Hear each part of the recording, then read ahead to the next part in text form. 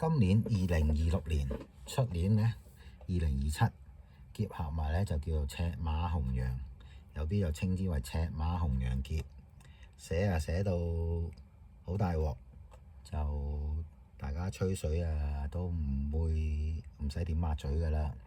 實際上只不過係一個歷史統計嚟嘅。呢個歷史統計呢，就出自一本書，係啦，就係呢本啦，《丙丁歸鑑》，作者呢就係南宋柴望，字仲山，號秋堂嘅。佢點解會寫呢本書呢？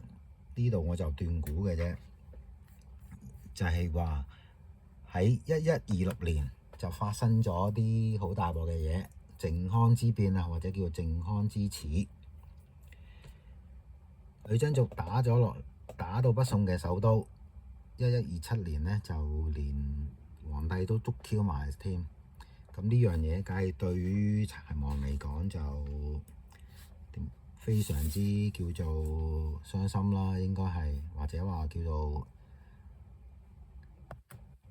即係佢個心情一定唔係咁好啦。咁所以佢就寫咗呢本嘢啦。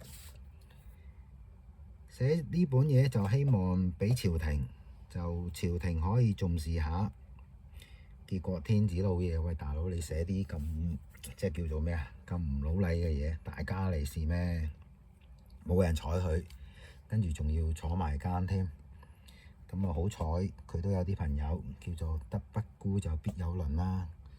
咁啊幾經波折就救翻佢出嚟，跟住佢就告老歸田。之後柴望就俾自己個別號就叫做歸田。咁呢本書呢，點解用個丙午丁未？即係丙丁啊，其實就係丙午丁未啦。其實呢個丙午同埋丁未呢，都係年份嘅記號嚟嘅。以前嚟講呢，60甲子干支就只用嚟幾日嘅，即係數日子啦。簡單啲講就係喺呢個叫做漢朝之後啦，就開始紀念啦。再後就有呢個完整嘅四柱八詞。呢本書實際嚟講就係一個歷史嘅統計嚟嘅啫，就同玄學呢應該就冇乜關係嘅。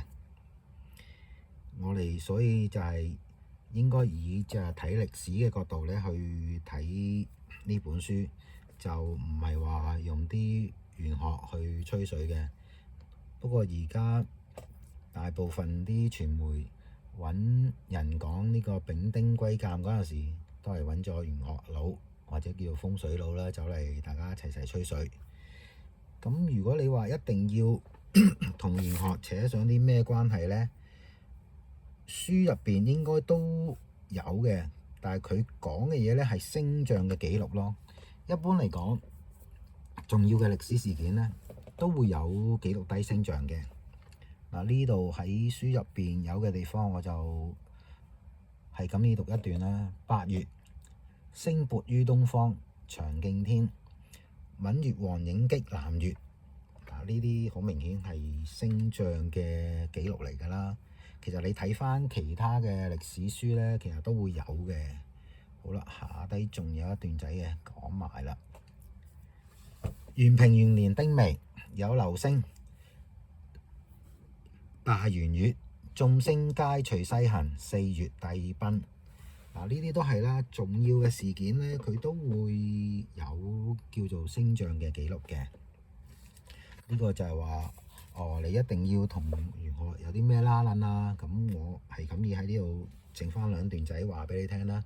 不過今次就一定唔係以玄學角度去講，我哋係純粹以歷史嘅角度去講。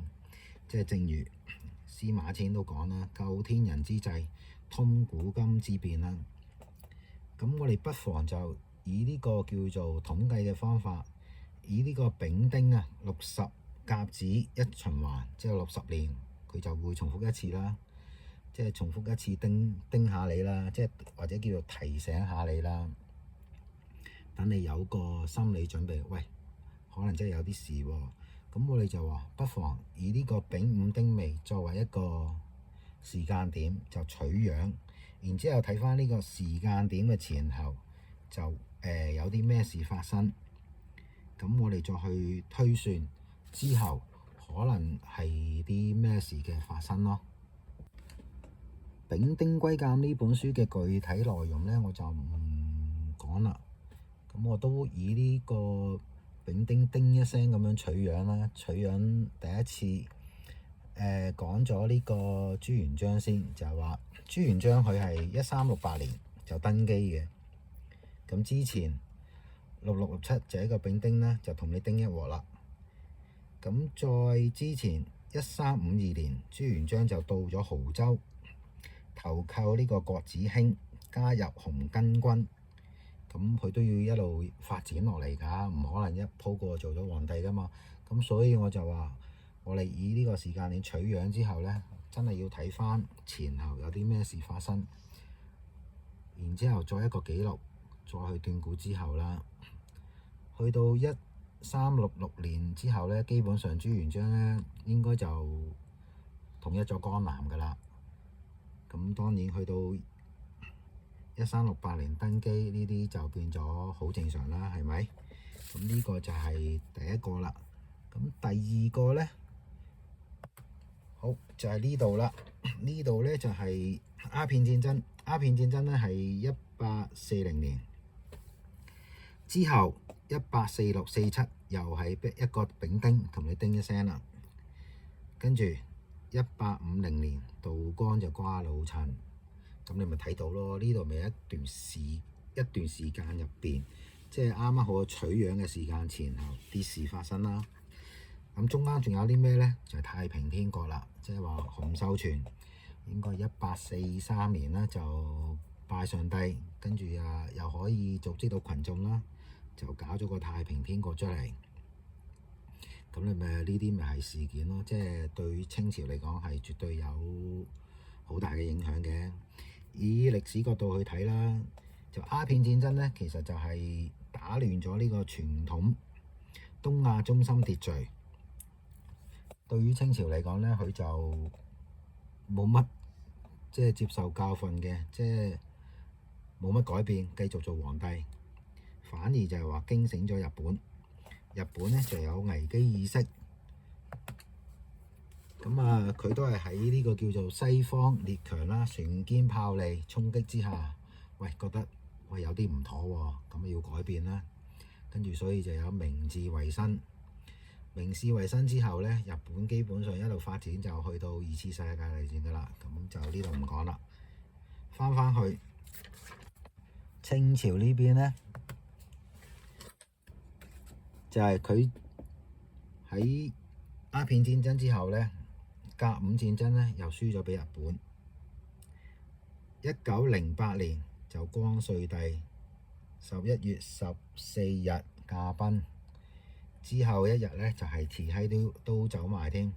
咁之前又係一個丙丁喎，又同你叮一聲。1906、07、06年呢就有一個叫做預備立案。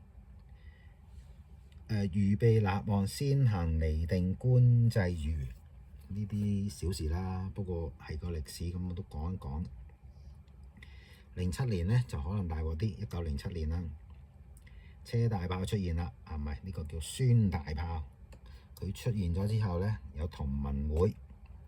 嗰年呢就應該有潮州、黃岡、梅州、七里湖呢就起義嘅。咁你咪諗到咯，啱啱呢啲時間段又有咁嘅事發生，咁咪有。當年唔好彩嘅就係話光緒帝又瓜咗啦，之後一年即係08年，咁去到1912年清朝就滅亡咗啦。誕生嘅就係民國，跟住好快就要去到1966年、67年，咁嗰陣時發生啲咩其實唔講啦，應該大家都好清楚啦。到最後就嚟到我哋而家嘅當下，就係2026。咁2026都係一樣啦，你都係要睇翻就話之前會有啲咩事發生啦。就好似早前呢位日本婆啊，高市祖廟，佢就話：喂，佢屋企隔離咧，如果有事嘅話咧，佢會有事嘅喎。哇！講完呢樣嘢，真係一石就激起千層浪。有個人當然非常之唔開心啦。咁啊，唔好理佢唔開心啫。不過就係話，如果日本真係有事，咁點都會同呢個人有關嘅。咁呢個人咧就叫做董事長。董事長咧就上任以嚟咧，非常之叫做一尊獨大、八面威風啦。一上嚟就基本上同呢個叫做山姆大叔就反面嘅。侵侵咧，雖然2016年做咗一次，不過中間就俾人叫咗俾呢個拜登啊叫咗個總統位，幸好啊之後又翻嚟。咁啊，董事長就同侵侵就反咗面㗎啦。咁我哋倒數翻少少啦。2019年，董事長可能跳舞咧跳得興奮得滯，就得咗呢個肺炎。之後佢就支持普京打呢個烏克蘭，其實應該係普京入侵烏克蘭，我哋正確啲講啦。咁好啦，咁啊好快就而家係2026。咁如果真係日本有事嘅話，咁係會幾時呢？咁啊真係要睇翻呢位董事長真係佢想點啦。呢度我諗就係話喺歷史上面睇係咪一定嘅，應該就未必有必然話一定嘅。咁我開呢段嚟係咁意讀一讀啦。五星若合，是為逆行，有得受慶，改立天子。乃儼有四方，子孫繁昌，無得受罰。離其國家，滅其宗廟，百姓離去滿四方。咁你睇到啦，即使係星象嘅提示，都未必話一定係凶或者一定係吉，係真係睇你個主事人呢係點樣做嘅啫。咁而家當然大家都係斷估下。咁我呢度呢，就可能都會結合星象呢，講翻就係話，喂，如果真係日本仔有事，咁當然有啲咩事大家都知啦。或者話就算唔係有事，有啲咩緊張嘅時間會出現呢，我就睇咗2026年嘅大概嘅星象啦，就斷估咗兩個時間。3月、4月呢個係第一個時間，第二個時間呢就係10月、11月，即係呢兩個時間應該係叫做會比較緊張嘅時刻出現啦。咁今日呢，大概就講住咁多先。咁我下次呢，就會諗住講一講董事長個命理啦，同埋其他嘅星象。其他嘅星象呢，我哋一般就會稱之為占星，唔係，應該講調翻轉星占嘅。